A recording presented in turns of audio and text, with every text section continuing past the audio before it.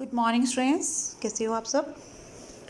Factory act 1948 में आज हमारा टॉपिक रहेगा working hours of adults.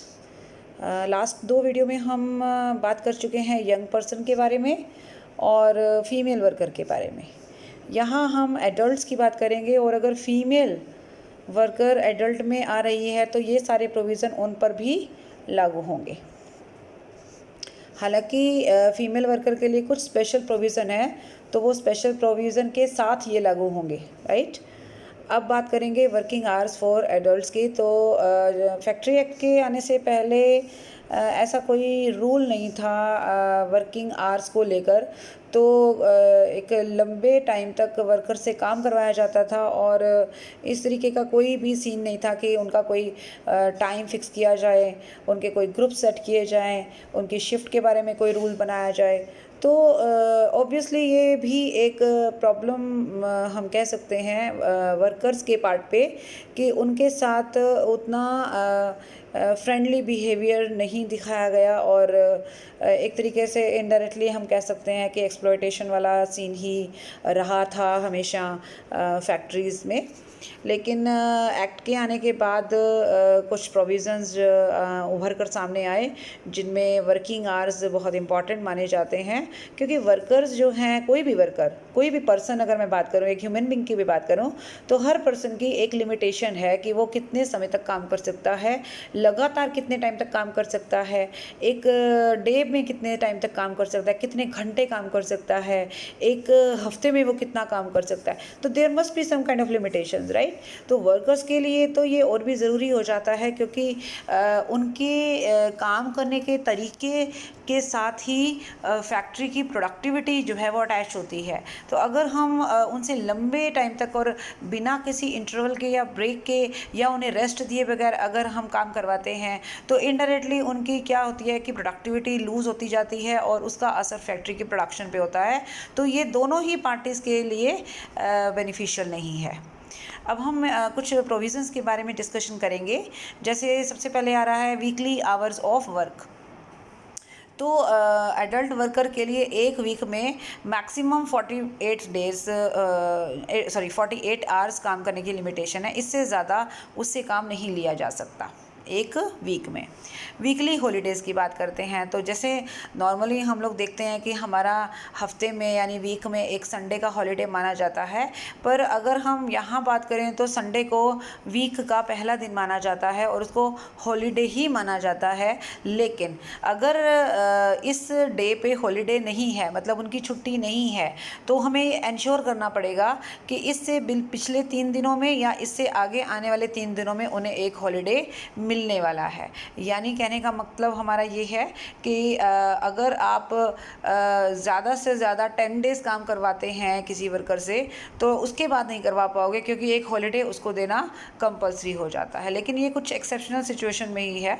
Otherwise जो है नॉर्मली हम वीक में एक हॉलीडे की डिमांड करते ही हैं, पर फिर भी 10 डेज से ज़्यादा का स्ट्रेच हम नहीं ले सकते, ठीक है। तो जो मैनेजर है फैक्ट्री का वो एक नोटिस डिलीवर करेगा इंस्पेक्टर को। मान लीजिए अगर संडे को या किसी जो भी वीकली हॉलीडे उन्होंने फिक्स किया हुआ है उस पर अगर हमें उनसे काम लेना है तो हमें इंस्पेक्टर या चीफ इंस्पेक्टर को अपना एक नोटिस देना पड़ेगा कि हमें इस दिन वर्कर्स के काम की ज़रूरत है। तो उसके बजाय फिर उनको जो छुट्टी मिलेगी वो किसी और दिन मिल जाएगी, राइट। तो ये नोटिस जो है वो इंस्पेक्टर को दिया जाना चाहिए और ये नोटिस जो है नोटिस बोर्ड पे भी लगाया जाना चाहिए ताकि वर्कर्स की नॉलेज में भी ये बात आ जाए। और अगर worker first day of the week, यानी कि हम संडे अगर मान रहे हैं और संडे को उसे काम दिया जाता है तो उसका संडे का जो काम है या उस डे को उसके उस वीकली आवर्स में काउंट कर लिया जाएगा, राइट।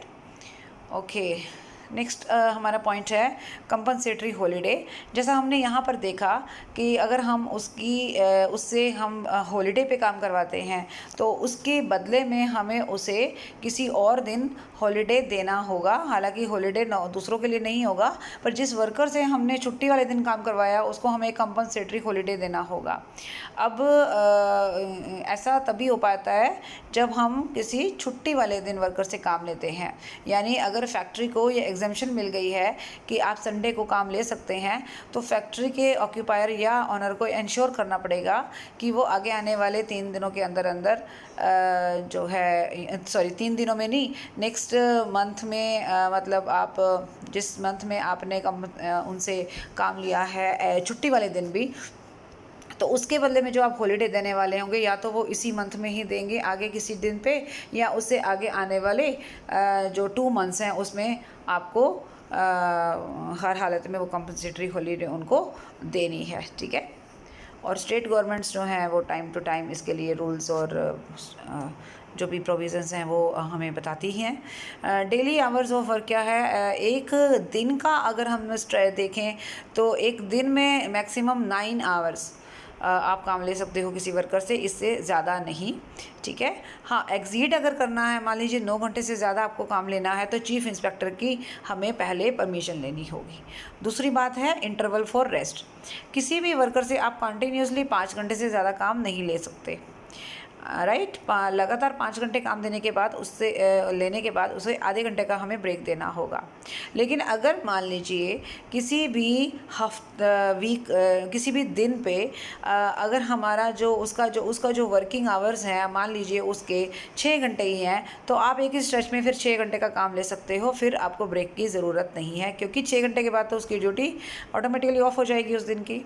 राइट। तो एक ही स्ट्रेच में तो 5 घंटे का है वैसे जो स्टैंडर्ड है, आधे घंटे का ब्रेक देना है। बट अगर एक दिन में 6 घंटे की ही उसकी वर्किंग आवर्स हैं, तो आप एक ही स्ट्रेच में 6 घंटे भी काम ले सकते हो। स्प्रेड ओवर की हम बात करते हैं। स्प्रेड ओवर का मतलब होता है कि पूरे दिन का क्या है, जैसे 9 आवर्स तो उसका काम का सीन हो गया पूरे दिन में, प्लस में अगर आधे घंटे का हम ब्रेक दें तो टोटल मिलाकर 10 10.5 घंटे 10.5 आवर्स जो है हम उसका स्ट्रेच पूरे दिन का एक वो स्प्रेड ओवर मानेंगे कि पूरे दिन में वो वर्किंग प्लेस पर कितना टाइम एक तरीके से रहा, इतना रहा, जिसमें काम भी आ गया प्लस में उसके इंटरवल भी आ गए। और इस स्प्रेड ओवर को 10.5 घंटे से 12 घंटे किया जा सकता है अगर वैलिड रीज़न है किसके पास, फैक्ट्री ओनर या ऑक्यूपायर के पास। नाइट शिफ्ट की हम बात करें तो अब नाइट शिफ्ट में ये देखा जाएगा कि नाइट शिफ्ट हमारी कैसे मानी जाती है। अगर मान लीजिए एक वर्कर की ड्यूटी स्टार्ट होती है और वो रात के 12 बजे के बाद भी चलती है, तो उसे हम नाइट शिफ्ट में काउंट करेंगे। ठीक है। तो जब उसकी ड्यूटी ख़त्म होगी उसके बाद का जो 24 घंटे का अगला दिन होगा वो अगले दिन में काउंट होगा। उसके बाद का 12 बजे के बाद जब भी आप मान लीजिए 2 बजे आपकी ड्यूटी ख़त्म हुई है, तो 2 बजे के बाद 2 बजे से लेकर जो 24 आवर्स हम काउंट करेंगे वो नेक्स्ट डे काउंट होगा, और 2 बजे तक का जो टाइम होगा वो प्रीवियस डे में ही हम मानेंगे, मतलब उसकी ड्यूटी आवर्स में ही हम मानेंगे। ठीक है। Prohibition of overlapping shifts. Normally workers shifts में जब काम करते हैं तो एक तो ये होता है, ऐसा नहीं होना चाहिए कि एक शिफ्ट में काम करने के बाद वर्कर्स को लगातार दूसरी शिफ्ट में भी काम करने के लिए कहा जाए, ऐसा पॉसिबल नहीं है। लेकिन कुछ स्पेसिफिक रीज़न हो सकते हैं जब स्टेट गवर्नमेंट इस तरीके की परमिशन दे सकती है, जब कोई रीज़नेबल कंडीशन हो, तो ऐसा भी पॉसिबल है कि वो 2 शिफ्ट में भी लगातार काम कर सकते हैं। हालांकि ऐसा बहुत कम केसेस में होगा। नॉर्मली वर्कर जो हैं वो एक शिफ्ट में जब काम करेंगे तो वो दूसरी शिफ्ट के साथ ओवरलैप नहीं होगा, और उनकी शिफ्ट्स जो हैं वो लगातार जल्दी जल्दी चेंज भी नहीं करनी है। अगर मान लीजिए आप शिफ्ट चेंज कर रहे हैं तो कम से कम आपको 1 वीक पुरानी शिफ्ट चेंज किए हुए हमें कम से कम 1 हफ़्ता हो चुका हो, तभी हम जो है अगली शिफ्ट जो है हम उसकी ले सकते हैं। ठीक है। Okay. Next is extra wages for over time. तो अब कभी किसी वर्कर से अगर हम एक्स्ट्रा काम लेते हैं तो उस काम का हमें एक्स्ट्रा पेमेंट करना होता है, दैट इज़ एक्स्ट्रा वेजेस। ठीक है। अब ये एक्स्ट्रा वेजेस आप किस रेट पर दोगे, तो रेट है जो भी रेट आप उसको दे रहे हो उसकी ऑर्डिनरी रेट जो है वेजेस का, उससे अब आपको उसका जो ओवर टाइम है, यानी ओवर टाइम का मतलब होता है जो उसके फिक्स आवर्स हैं, उससे एक्स्ट्रा अगर वो काम करता है then you will have to pay him at the rate of twice, मतलब आपको डबल रेट देना पड़ेगा जो भी उसका twice is ordinary rate of wages. Ordinary rate मान लीजिए 50 रुपये पर घंटे के हिसाब से वो वेजेस ले रहा है, तो अब आप अगर ओवर टाइम लेते हैं तो ओवर टाइम में आप 100 रुपये पर घंटे आप उसको पे करोगे। ठीक है। तो 9 आवर से ज़्यादा का अगर टाइम आप उससे लेते हो या एक हफ्ते में 48 घंटे से ज़्यादा आप काम लेते हो, वो ओवर टाइम में काउंट होता है। ऑर्डिनरी रेट ऑफ वेजेस में हम जो भी उसकी बेसिक वेजेस हैं वो लेंगे और उसमें वो सारे अलाउंसेस लेंगे, जैसे मान लीजिए डियरनेस अलाउंस है वो ले लेंगे। उसके अलावा हम उसको अगर कोई ऐसे बेनिफिट्स दे रहे हैं जो कैश में तो नहीं दे रहे हैं पर कैश के इक्विवेलेंट है, मान लीजिए अगर वो किसी अनाज के या किसी शुगर फैक्ट्री में काम करता है और हम उसको कुछ एक बोरी शुगर की दे देते हैं, तो उसका जो वैल्यू होगा, जिसका रेट होगा, वो भी इसमें हम ऐड कर देंगे। अगर हम उसकी रेट ऑफ वेजेस अगर हम चेक कर रहे हैं ओवर टाइम के लिए, तो हम उसमें बेसिक वेजेस प्लस में अलाउंसेस प्लस में कैश इक्विवेलेंट जो उसके बेनिफिट्स हैं वो सारे ले लेंगे, लेकिन बोनस हम इंक्लूड नहीं करेंगे, ये ध्यान में रखिएगा। और कभी कभी क्या होता है कि जो वर्कर्स हैं वो पीस रेट बेसिस पे काम करते हैं। पीस रेट का मतलब होता है कि आप टाइम के हिसाब से काम नहीं कर रहे, आप यूनिट्स के हिसाब से कर रहे हैं। मतलब आपको टारगेट दिया गया कि आपको आज मान लीजिए 40 यूनिट्स बनानी है, तो आपको एक यूनिट के हिसाब से पैसे मिलेंगे, राइट। वहाँ पर टाइम के हिसाब से नहीं मिलेंगे कि 9 घंटे आपने ड्यूटी की या 8 घंटे की या 5 घंटे की, तो आपको घंटे के हिसाब से नो, यहाँ पर आपको टाइम के हिसाब से नहीं, आपको जो आप प्रोडक्शन करते हो उसके हिसाब से आपको पेमेंट मिलेगी। तो उस केस में हमारा जो ओवर टाइम का रेट कैसे हम फिक्स करेंगे, जो उसका डेली एवरेज होगा, जो आपकी फुल टाइम अर्निंग थी, मान लीजिए आप टाइम के हिसाब से जो अर्न कर रहे थे उसका एवरेज ले लेंगे, वही हम इसमें काउंट करेंगे, ठीक है। अगर पीस रेट बेसिस पर भी पे किया जा रहा है तो हम उसकी फुल टाइम अर्निंग का डेली का एवरेज ले लेंगे और उसके आधार पर फिर हम जो ओवर टाइम है उसका वेजेस कैलकुलेट करेंगे, ओके। ऐसा तभी हो पाएगा अगर वो वर्कर पहले पहले वो फुल टाइम काम कर चुका है। मान लीजिए कोई वर्कर ने पहले काम नहीं किया है, तो जिस वीक में हमने उसको ओवर टाइम करने के लिए कहा है, उस वीक में अगर उसने किसी दिन टाइम के अकॉर्डिंगली काम किया तो हम वो वाला एवरेज भी ले सकते हैं, ठीक है। Cash equivalent of the advantage का मतलब वही हुआ कि आप अगर उसको फूड ग्रेन्स दे रहे हो या आप उसको शुगर दे रहे हो, तो उसका जो कैश के इक्विवेलेंट जो उसका रेट आता है और हम कितना काउंट करेंगे, तो फैमिली के हिसाब से, एक स्टैंडर्ड फैमिली के हिसाब से जो क्वांटिटी बनती है फूड ग्रेन की या फिर शुगर की या जो भी हम चीज़ें उसको दे रहे हैं, उसको हमने कैलकुलेट करना है और उसके अकॉर्डिंगली फिर हमने उसकी ओवर टाइम की वेजेस निकालनी है, ठीक है। स्टेट गवर्नमेंट इससे रिलेटेड रूल्स बना सकती है। रिस्ट्रिक्शन ऑन डबल एम्प्लॉयमेंट, अगर कोई भी वर्कर किसी और फैक्ट्री में किसी दिन काम कर रहा है तो वो हम अपनी फैक्ट्री में उसको काम करने की परमिशन नहीं दे सकते, मतलब साइमल्टेनियसली वो 2 फैक्ट्रीज में काम नहीं कर सकता।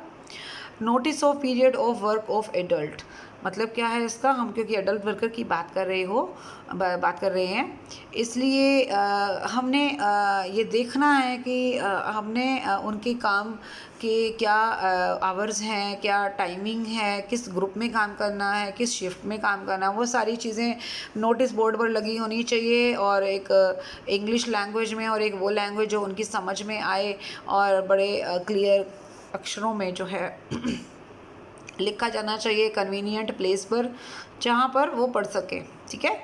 अब बात ये है कि इसके अलावा भी कुछ प्रोविज़न है जो हमें फॉलो करने हैं। जैसे मान लीजिए अगर फैक्ट्री में सभी वर्कर्स का टाइम सेम है, कोई शिफ्ट नहीं है, कोई ग्रुप्स नहीं बना रखे, तो मैनेजर उनका सारा जो भी टाइम है वो फिक्स कर देगा। अगर मान लीजिए एडल्ट जो भी वर्कर्स हैं, अगर उनके ग्रुप्स भी सेट हैं या फिर उनके टाइमिंग्स अगर अलग अलग करने हैं, मतलब अगर आप सभी वर्कर्स को 9 से 5 नहीं बुलाना चाहते, आप उनको अलग अलग टाइम पे बुलाना चाहते हो फैक्ट्री में, तो फिर आप उनके ग्रुप्स बांट दोगे और फिर उन ग्रुप्स को भी बताना पड़ेगा कि वो किस शिफ्ट में आएंगे। कई बार क्या होता है कि एक ग्रुप को एक ही शिफ्ट में रखा जाता है हमेशा और उसका शिफ्ट चेंज नहीं किया जाता, ऐसा भी पॉसिबल है, डिपेंड करता है कि मैनेजर किस तरीके से डिसीज़न लेते हैं।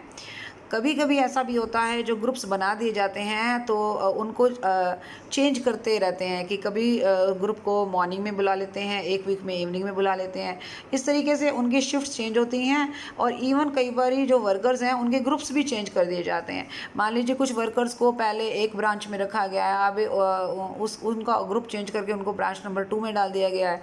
तो ये सारी चीज़ें पॉसिबल हैं। वो उनके प्रॉब्लम है कि फैक्ट्री का ऑनर किस तरीके से इन चीज़ों को या ऑक्यूपर किस तरीके से इन चीज़ों को हैंडल करता है। पर कहने का मतलब ये है कि अगर आप वर्कर्स के बारे में बिल्कुल क्लियर नहीं है तो इंस्ट्रक्शन आप किस प्रकार से दे सकते हैं।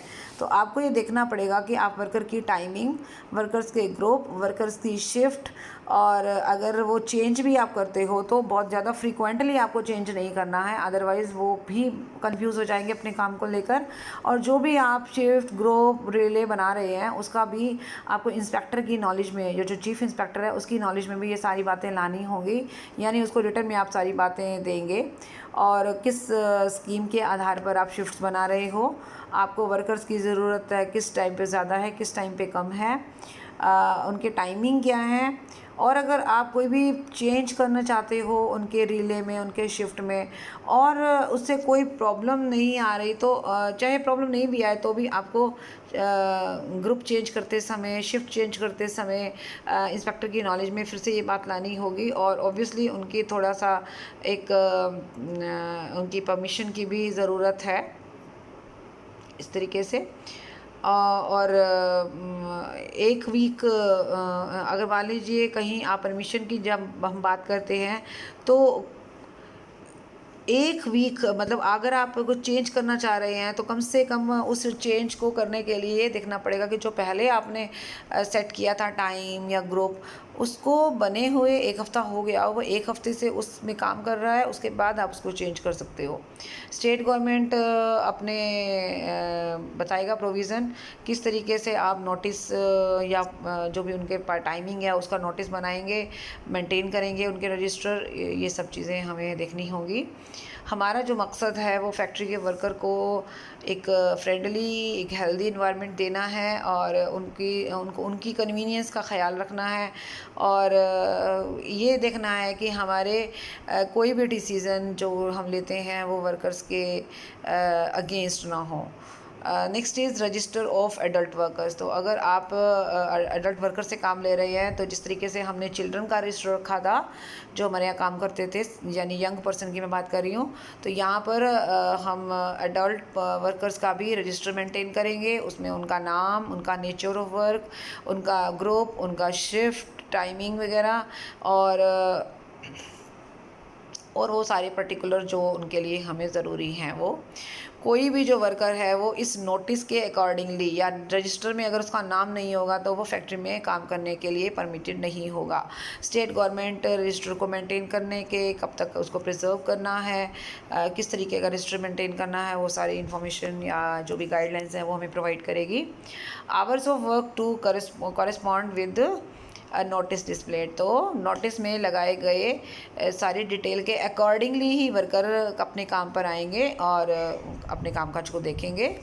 और स्टेट गवर्नमेंट के पास पावर है कि वो कुछ फैक्ट्रीज़ को कुछ प्रोविज़न से मुक्त कर सकती है वैलिड रीज़न के साथ। तो ये था हमारा जो भी हमारे एडल्ट वर्कर्स थे उनके पार्ट पे क्या क्या रूल्स हैं और उनके बेनिफिट के लिए या उनकी कन्वीनियंस के लिए क्या प्रोविज़न्स बनाए गए हैं, उनके बारे में हमने डिस्कशन किया। इस वीडियो में इतना ही। नेक्स्ट वीडियो में हम और आगे डिस्कस करेंगे। Thank you so much. Bye, take care.